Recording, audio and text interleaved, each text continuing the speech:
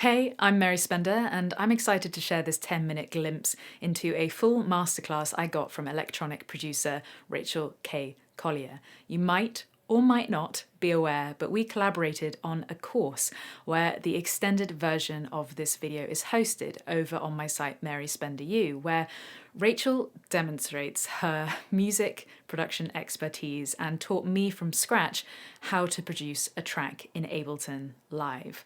While we were working on the course, which consists of 5.5 hours of content and over 100 instructional videos, I had a song called Ride With You that I wanted Rachel's help with and input on. So now that song is out in the world on all music streaming sites, I thought I'd share the project rundown with you of what exactly went into the song from both perspectives, me as the songwriter and performer, and Rachel as the producer.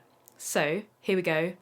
I hope you enjoy it. So we've got a track up here. It's called Ride With You. It's Mary's newest release. Yeah. Mary sent me a draft of her guitar playing that you recorded at home. And yeah, we were doing the course together. And I don't know whether that just inspired you to get me to produce it. I don't know. I mean, it really did. Obviously, I'm a fan of your work. And then just knowing I wanted to take this song in a different direction, it was going to be important for me to get Rachel on board. So this was Mary's first draft, which was lovely put together, I thought. Oh yeah, so slow. So what tempo was this? This was like 100? 100. Maybe less? Maybe a bit less, yeah. This sounds really cool, but like Mary, you sent me like a couple of references, didn't you? Yeah, and one of them, Maggie Rogers. Maggie Rogers, yeah. So I was like, okay, cool. And you wanted to speed it up anyway. So yeah, so I just kind of went for it. And actually, the final mix, we sort of met in the middle with a few things, wasn't it? Yeah. I put like a double track vocal and went a bit too crazy with the effects, I think, maybe. Do you think it's also important for artist and producer, quite a lot of the time there's a dictatorship either side, and I didn't want that with us. So I was like, okay, right, I'll let you do your thing. You take it, so it's here, you take it there. Yeah. I'll meet you here, yeah. Bring it back a bit. We'll bring it back. Here is your Ride With You session. Blimey. So I have used some of your stems, of course. So I wanted to try and keep as much as I could, but then kind of reshape things which I thought could maybe be more in the style of the artists and the influences you suggested to me. Yeah. So first of all, I think we should start with the drums. So everything you can see here in orange are all the separate drum parts. And if we solo it, we can have a little listen to, let's have a little listen to the tag groove here. We've got some more percussion as well down here. It's a cheeky little one. It's so good. So I wanted to try and achieve this balance between sort of modern and a little bit electronic, but still keep the organic sound.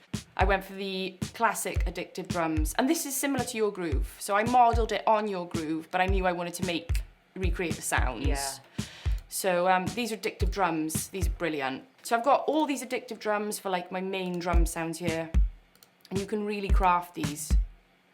But it's still got this nice organic feel, you know? And then down here, I've got this crazy sound. Yeah. So, which I think is probably an Ableton sample. And I've just like warped it a little bit and just got the drum bus on there. So, yeah. So I definitely started off with the groove when I was working. Just wanted to try and get that vibe loaded in your vocal. And then obviously, if we go next to the bass, we've got your bass guitar, Mary. So here it is. Which I think is wicked. Well, I redid it as well once you had redone the groove. Yeah, you sort of reshaped it. Yeah.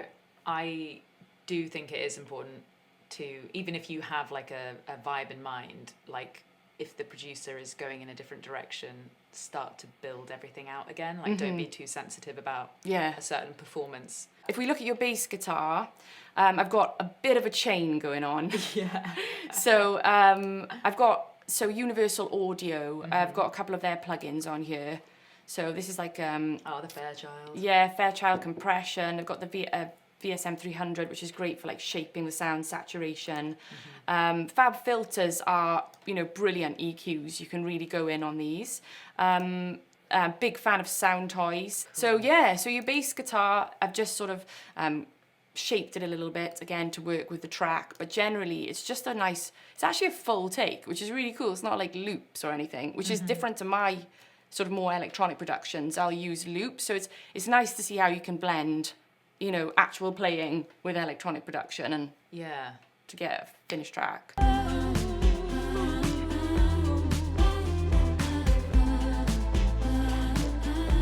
So I think this is where I did a couple of chord subs, which I was like, I really hope she doesn't mind. No, so, I mean, the chord structure I had was quite major, and we just, I mean, you decided that you were like, oh, and it was very, very similar. Yeah, it was the same, wasn't it? Was the same, the tag was the same as the verse, so I thought, Yeah. and I didn't change it majorly, I just swapped the order, and I think I added an E minor chord to your C and A minor progressions. Yeah. I think so, I Yeah. can't remember, but anyway, there we go. So there's the drums and there's the bass. I think you added in the F. And the F chord as well, was it? Okay. Yeah. So there's our drums and bass, Mary, and then we've got all the guitars are here. So there's tons and tons of guitars. And then when we were working on it as well, wasn't it? I was like, ooh, do you fancy doing a guitar solo? Yeah, I'm pretty proud of the guitar solo. Yeah, let's find it.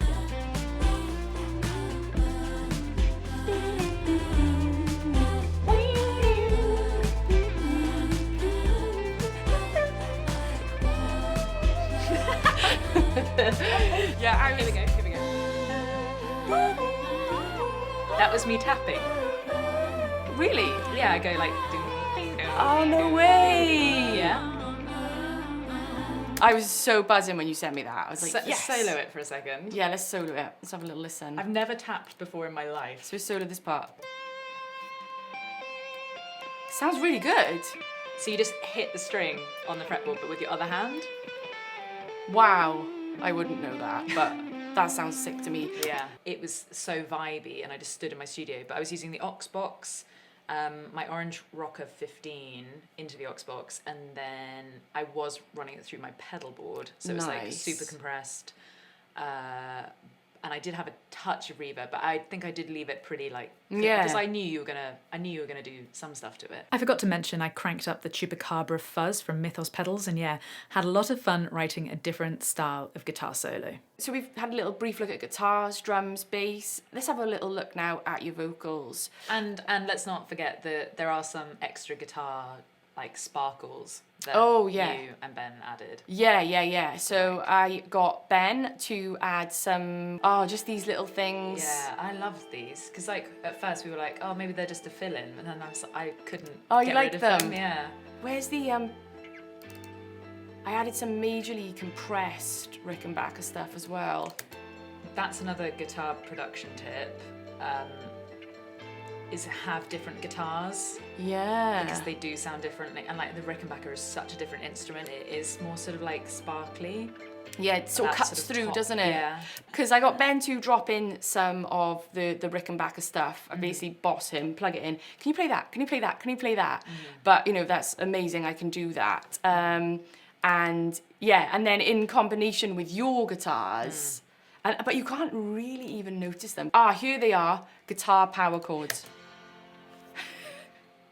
They're a little bit detuned, actually. I like that. It's brash, and it just adds.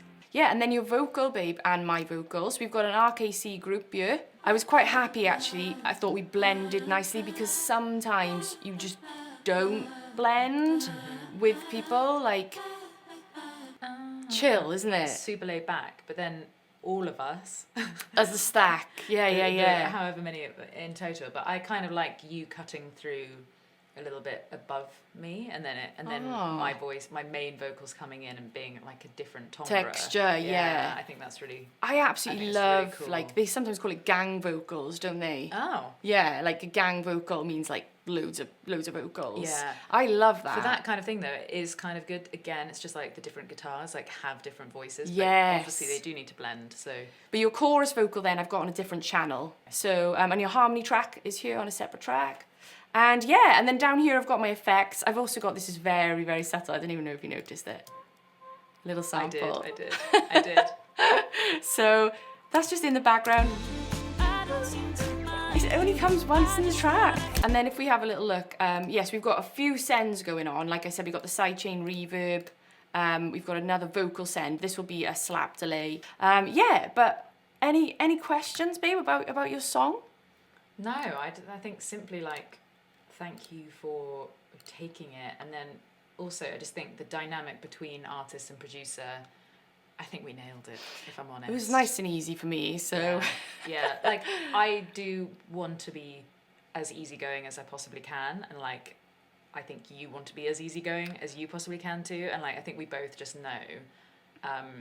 And that's why your team is so important as a songwriter, as an artist, as a producer. Like when you're taking on clients and stuff, like you just have to remember it's a, I don't know, it's best of both worlds. Yeah. When you trust each other. But, you know, it's super interesting to like see where my music can go. Like if I just have, so all the transitions, all the breaks, and then all the sparkles, like I don't think that way, but through Ableton, like I might start thinking that way, and that's pretty exciting. So. I think the way to compose, isn't it, like with Ableton, like we've done on the course, is just throw all the ideas down, and then when your arrangement view, you've got this rough sketch that you may have just rough sketched in a chronological format. Yeah. But I think because you make this movement into arrangement view, you know you've got to step it up a bit. Yeah. So it's like, okay, what can I do now, you know? But sometimes that bit is hard. Yeah. You know, it's like that wall of breaking out of the loop. And that's why I really hope, guys, that some of the little tricks and things on the course will get you inspired and sort of, get the creative juices flowing. Okay, you can see how easy it is for me to trust Rachel with my music, and I know that the track has received a lot of love so far, so massive thanks to everyone who's listened to it. If you haven't yet and want to listen to Ride With You, it's available to stream or download everywhere now. But thank you for watching. Check out the course if you're interested in learning Ableton Live, but otherwise, I'll see you very soon.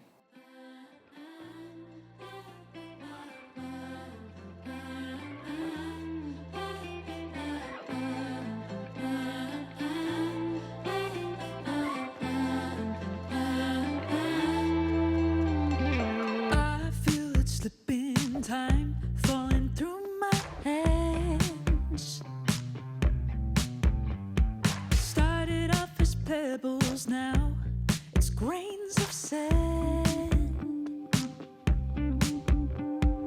Can't you see it's all happening right in front of this change? No, this needed freewheeling down, down, down, down, down, down, down that hill of age. Keep on